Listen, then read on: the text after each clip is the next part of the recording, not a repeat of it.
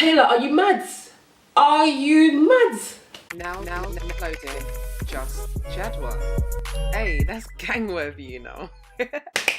Hi gang-worthy people, welcome back to the channel. I'm Jadwuh, as you well know. If you don't, that's a problem. You need to subscribe down below. Listen, we've got so much to talk about. I've got so much tea that we need to get straight into the video. This is going to be all about the tea that Taylor Swift be throwing, all the shade that she be giving everybody in the industry right now. I have so much tea for you guys. I just don't know how I'm going to fit it all in. Please just take in this makeup. Please take in this highlighter. So y'all ready for the shade? The song is pretty catchy, not gonna lie. When we start off, like some graveyard, and we see Taylor Swift's gravestone, and it says, "Here lies Taylor Swift's reputation." Now, I'm guessing that she has buried her old reputation, and as she comes out from the dirt, she is a zombie. And pretty terrifying one at that, looking like Michael Jackson. Then she begins to bury something, but cheekily right next to her is a gravestone that says Neil Schierberg. It says Neil something. That was the name that she used as an alias when she co-wrote a song with her ex-boyfriend Calvin Harris. Now maybe that being there symbolizes that the relationship is completely dead, it's over, and there's no resurrecting. Meanwhile, she is burying the 2015 Met Gala version of herself, so maybe to say that she's burying old versions of herself that she doesn't find applicable to who she is today. Then we go on to the infamous bathtub scene. Now I know everybody is talking about this, like when she's lying down in the bathtub and it's an aerial view and she's got her hands crossed as if she's still dead, she's still buried underneath all of these jewels, because it snaps from 2015 Met Gala Taylor to jeweled Taylor. Now I'm hearing rumors that that bathtub alone cost over $10 million while she's in the bathtub. If it's that, you know what, it's in reference to Kim K being bound in a bathtub while she had her jewels robbed from her. It all the while makes even more sense because she sits in the bath and has like a finger gun. She has the same hand with all the rocks and everything on that hand, and she speaks about the perfect crime. Very odd that you'd be talking about a crime, you'd be holding up a gun because Kim was held at gunpoint, and you'll be sitting in a bathtub and you've got jewels. So it all kind of adds up, right? Before you get to the next scene, you have a aerial shot of the bathtub again, but this time you see a $1 bill. Now people are saying that that signifies her recent lawsuit she had against the radio DJ who tried to grope her, and she won. And she maybe is trying to show that the significance of a dollar is way more than face value. Next scene, we have the queen of the snakes, I'm gonna call it. She's sitting on a throne. She's in a red kind of, I don't know, it's just a really nice frock. There are hella snakes. Like when I tell you hella snakes, I mean like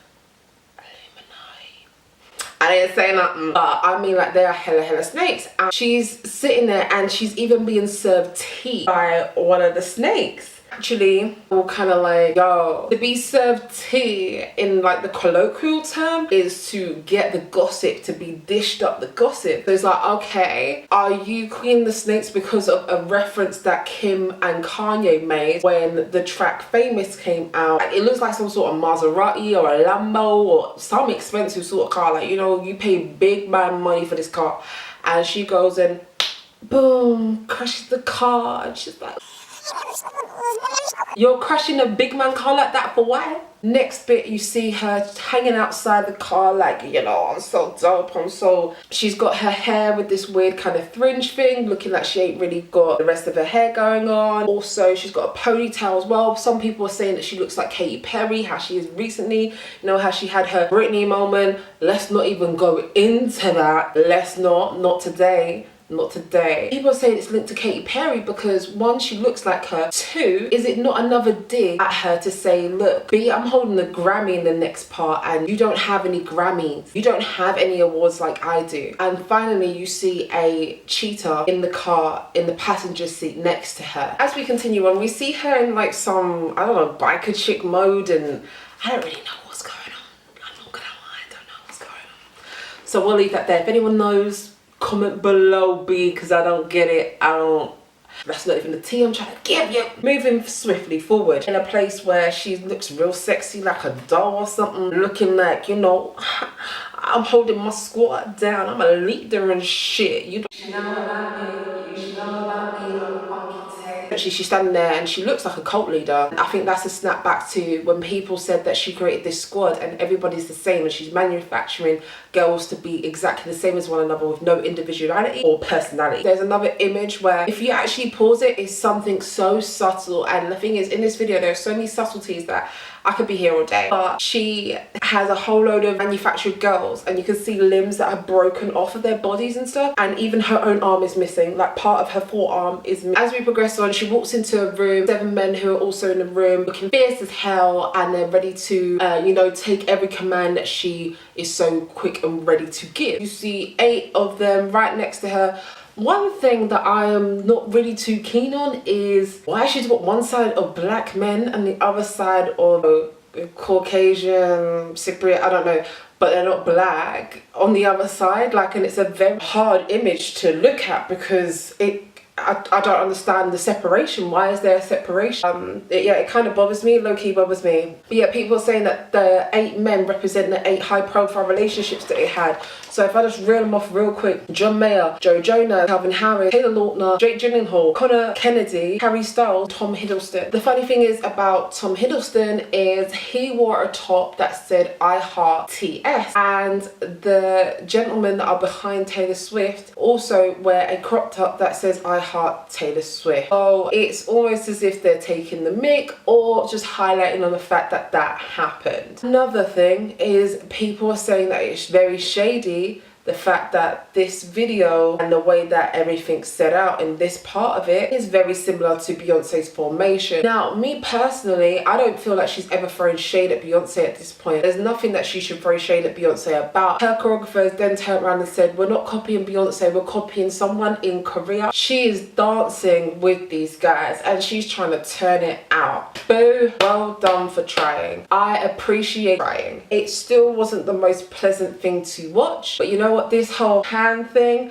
you know what, you gave me life, boo. You was fierce for that part. Todrick, you turned it out. On to the next part where she's standing on top of a whole load of tailors, all filmed with versions of herself. You see every single tailor you could ever think of in your life, bruh. Like, you've got ones where she's just wearing certain outfits and people can tell which kind of tailor it is from the back. That's how intricate and how detailed this whole scene is. But she then blasts them all away and she's like, no. Anyway, we move on to the final parts of the video now, and you see a part where she's on the phone and she's like, oh, Taylor can't come to the phone right now because she's dead. Now, if you look closely at the hand that she's using for the phone, it's the same hand again that she was in the bathtub shooting the gun. Now we get a good look at those rings that are on her finger. If you look real close, does it not look like the ring that Kim had stolen from her, her engagement ring? At the end, 15 versions of herself, one on top of the airplane, and she's like covered in blood, looking like a Carrie remake of 2017, and they're all saying different things to one another. You've got the Katy Perry one. Someone asked her what she's doing, she said she's getting receipts, saying that she's going to edit it later. So people say that that's a reference to Katy Perry and Swift Swish, to say that, you know, Karma is not a liar, she keeps receipts. It could be a good reference to